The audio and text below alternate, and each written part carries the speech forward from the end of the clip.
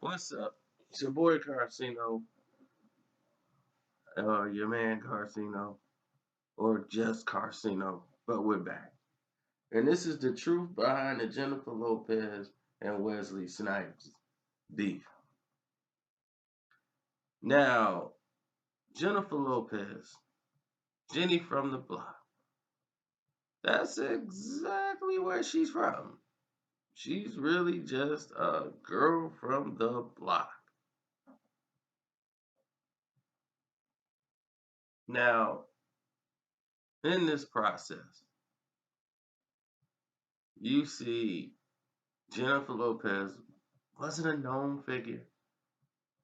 She was a backup dancer on In Living Color who got to hold a mic and speak every now and then.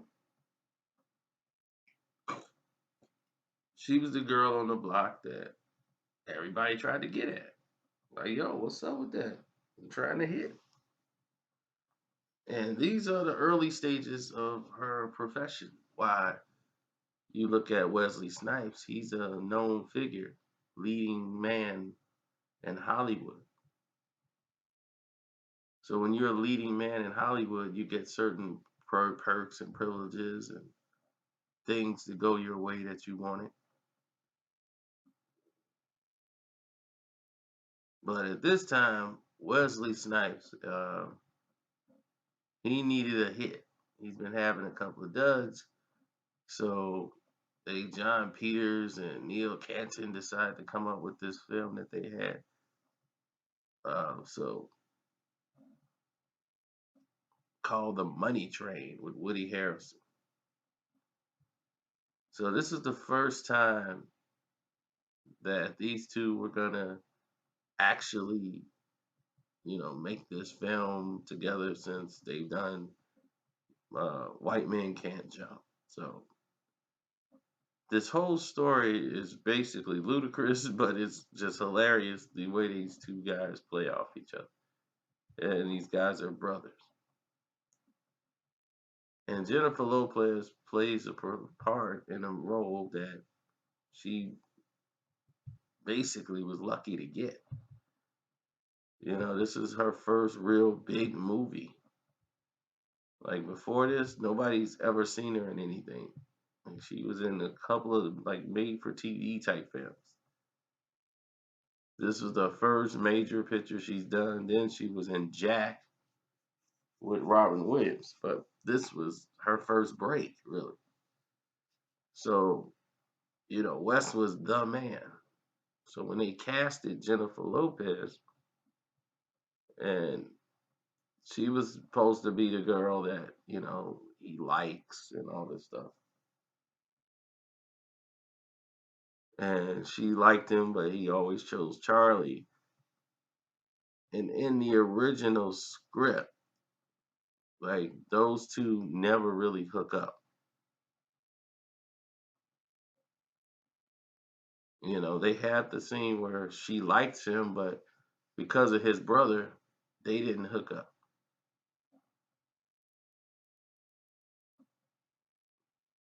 And when Wesley Snipes sees, Jennifer Lopez, he's like, man, he saw that in the back and was like, ooh, oh yeah, yeah, that's what I'm talking about. That's a co-star. Yeah, you a co-star, all right. Mm, girl, you giving them pants some work. Uh-huh. Woo, about time I go looking for the pippins on the booty.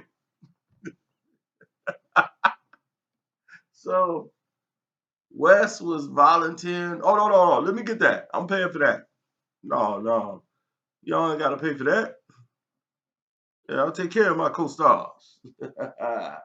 Yeah, so I heard you live over there. The director told me where you live. How'd I get y'all a ride home? 'Cause you stay close around here, don't you? Yeah, it's cold out. Let me go and give you a lift. I'm going to drop everybody off. So Wes would drop people off at home. And he would, no matter how close Jennifer Lopez's house was, he would drop everybody else off and leave her for last. And she's like, no, you ain't finna try to kiss me and all this. He trying to lean in, get kisses. Oh, come on, baby. Try to front like you ain't with it. So they like, no, no, no. So she was like playing hard to get. So Wes had to switch tactics. Wes said, all right, she gonna see what it is. So they got to the set, and next thing you know, the director tells her that they rewritten a scene for the film and put it in there. They was like, what? And it's like, yeah, Doug Richardson then rewrote this scene to put in the movie. And they were like, I don't get this. This is Wes showing his power.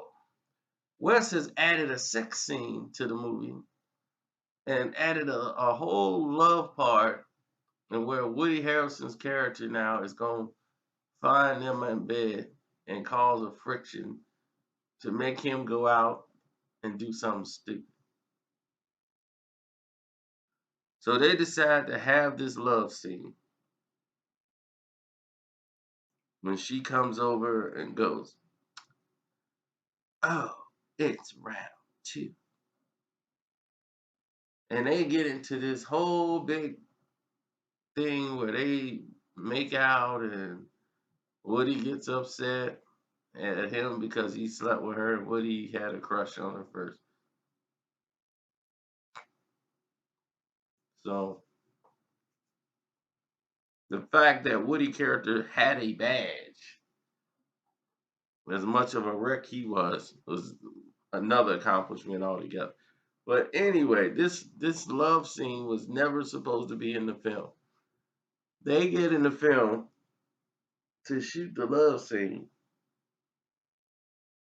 The director's there, the writer's there, and Jennifer Lopez is now didn't realize it at the time. She signed a nudity thing, but it's supposed to be blacked out, and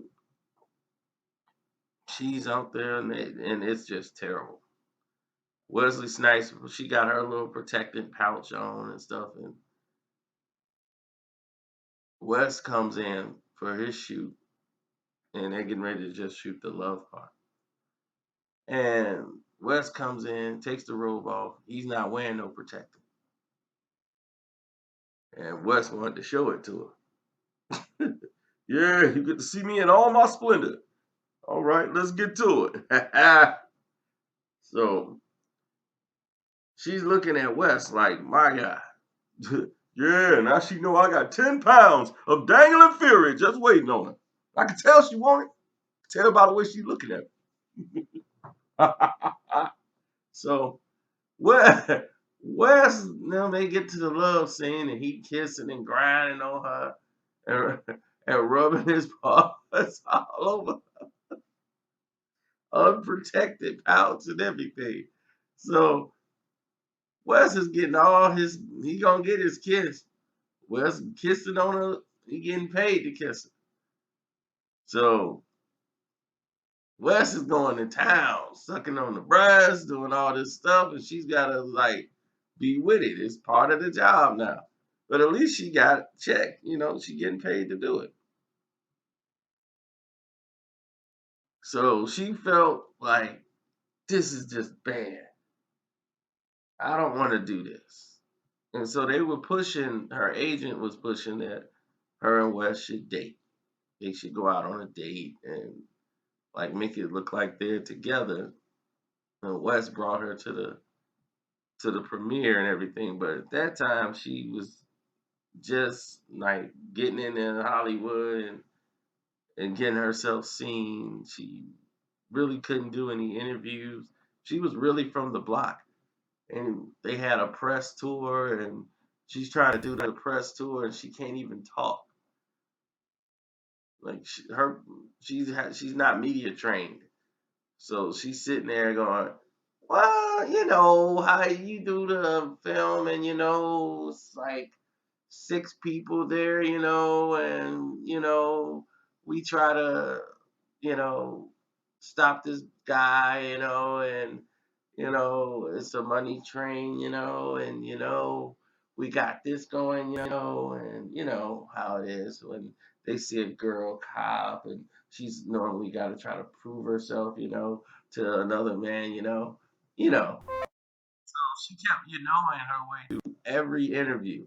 So they had to sit her down and get her media training and things like that after they saw she was a complete disaster.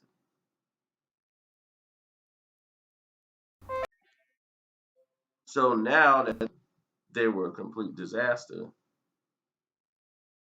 and they go about it in the wrong way, and I don't know why people deciding to blow my page up right now.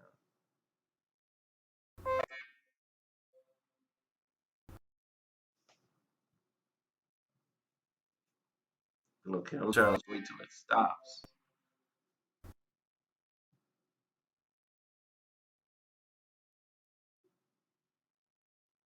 So anyway, now that that's done, we're sitting around and all of this is going down, and Jennifer Lopez is upset because Wes kept calling. She was blowing him off. He called her again, and then he was like, "Oh, okay, all right. I was trying to help your career, but good luck trying to get another movie. You ain't getting no recommendations from me. I don't need you. It's my money, my word. I don't know what a problem is." So after this situation went down, years go by. Wesley does Blade, which revamped his career because he had some movies that were great, and then he just started to go downhill. Jennifer Lopez started to ascend. She had a couple of years where she was struggling to get work, meaning like in competent films. She got Selena and was doing well, and they were like, okay, she got a lead role in something. Then they put her in Anaconda, and that didn't really work out well for her.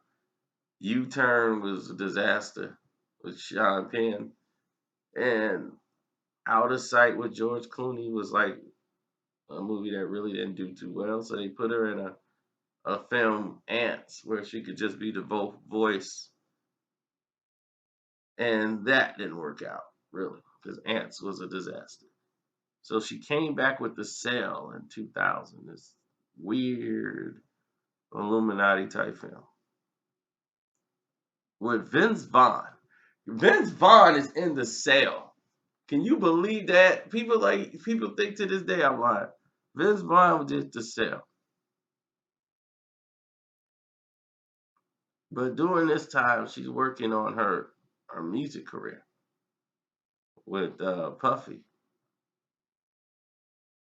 So after the Out of Sight thing, she had put the movies on the back burner because her movie career wasn't going anywhere. She thought Out of Sight was going to put her on the platform to perform, and nobody was really looking for her. George Clooney just got a chance to make out with her, and that was about it. Now, fast forward down the road,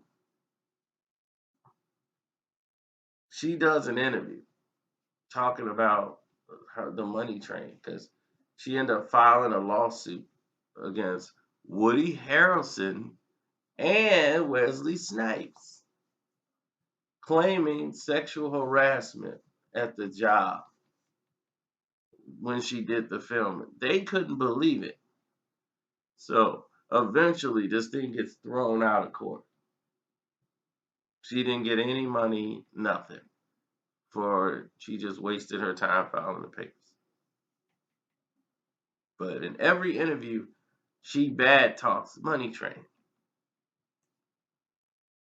So these guys who was really ticked off with what she was doing decided not to deal with her no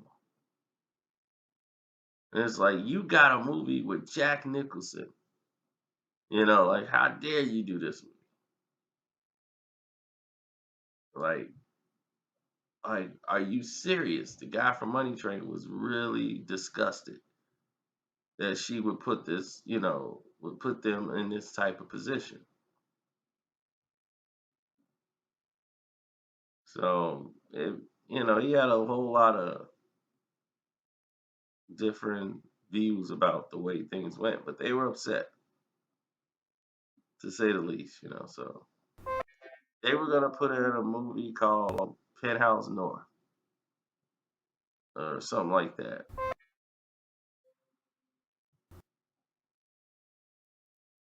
Oh, great. Everybody wants to hit me up now.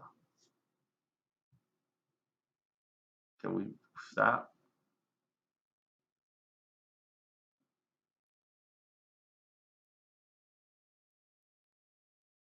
All right, there it is. It stopped. Sorry about that. Now, the producer, Joseph Rudin, who did The Good Son and The Money Train, put him right on the spot. Like, this guy is somebody else.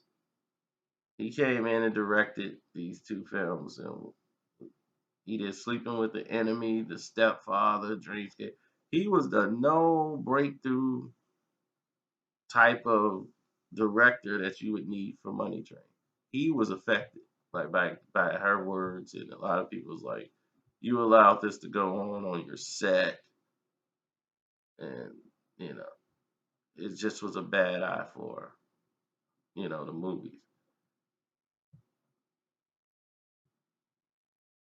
So after this was done, Neil Canton and all those guys, they didn't want to work, and they put out a bad him and Mark, they put out a bad eye, like bad blow for Jennifer Lopez.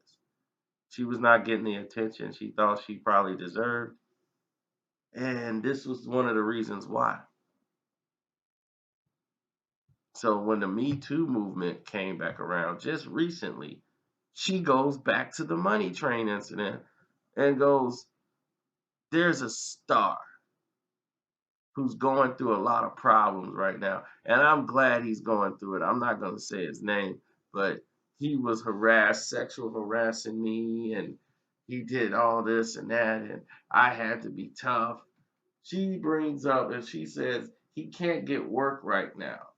And I'm glad because he doesn't deserve it. And that brought up the situation where Wesley Snipes was trying to get work before and he couldn't get it because Jennifer Lopez had ascended to power.